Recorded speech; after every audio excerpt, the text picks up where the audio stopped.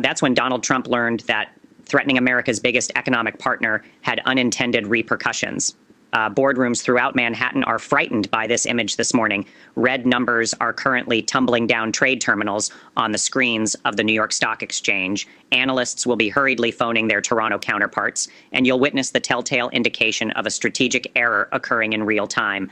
At 5:47 a.m. on Monday, February 23rd, 2026, Eastern Standard Time, Donald Trump unleashed what he thought would be his greatest blow against Canada, a 25% tax on all goods from Canada. Just a social media message that was meant to bring Canada to its knees. No negotiation, no warning.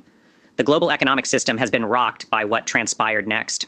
The newly elected Prime Minister of Canada, Mark Carney, has just been given what Trump believed to be an impossible situation. He is already handling a delicate transition of power, dealing with pressure from his own party to demonstrate his economic credentials and navigating the complicated relationship between Ottawa and Washington. However, Carney did something that has left Trump's team in a panic. Instead of making frantic phone calls pleading for forgiveness, he reacted in 9 minutes with a response that was so well planned and destructive that it totally changed the balance of power between these two countries. We will disclose all that transpired throughout those 9 minutes in this in-depth analysis. We will reveal the emergency meetings that are currently taking place in the West Wing. We'll show you the confidential discussions that take place between American CEOs and their legal departments as they come to terms with the implications for their financial performance. And we'll show you why this one instance may be the most convincing proof yet that Donald Trump lacks a basic misunderstanding of the nature of power in the contemporary global economy. It's not only that Trump is losing this battle, he's observing in real time as someone who genuinely comprehends international economics, turns his defining political weapon, the threat of tariffs, against him.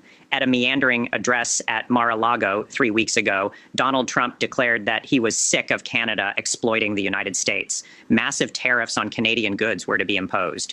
It was intended to compel Canada to renegotiate trade agreements on terms that would benefit American interests. It was meant to be a display of power to prove that no one, not even its nearest neighbor, would be able to intimidate America under Trump.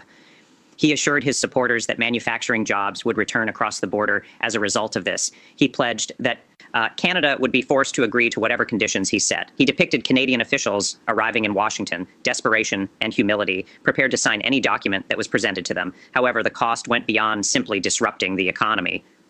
70 years of economic cooperation in North America had been completely abandoned.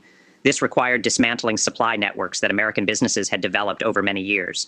In order to undertake long-term investments, corporations had to give up the predictability. This was a betrayal of the basic tenet that democracies do not engage in economic warfare. Canadian company leaders retaliated right away. They contended that American businesses would suffer equally to Canadian ones as a result of integrated supply chains. They noted that before a car is completed, auto parts must cross the border 7 times. They clarified that Canadian agriculture is essential to American grocery retailers. But Trump dismissed these concerns with a wave of his hand. He referred to them as scare tactics. They didn't comprehend negotiating, he claimed, because Canada needs American markets more than America needs Canadian resources. Trump bet that they would never respond. He believed that a smaller economy will inevitably falter when faced with a bigger one. He thought that Mark Carney, who had just been elected and was unfamiliar with this type of conflict, would blink first. He made a mistaken assumption. 11:43 a.m. Donald Trump made a post on Truth Social on Thursday, February 20th, 2026. The message was brief, harsh, and intended to be as shocking as possible. All Canadian goods entering the U.S. would be subject to a 25% tariff as of right now. No phase period, no exclusions, just a sudden drop of an economic hammer. For 4 minutes there was quiet. The events had not yet been completely absorbed by financial markets. The consequences were still being calculated by trading algorithms. It is likely that Canadian officials were still reviewing the information to make sure it was authentic and not a communication glitch.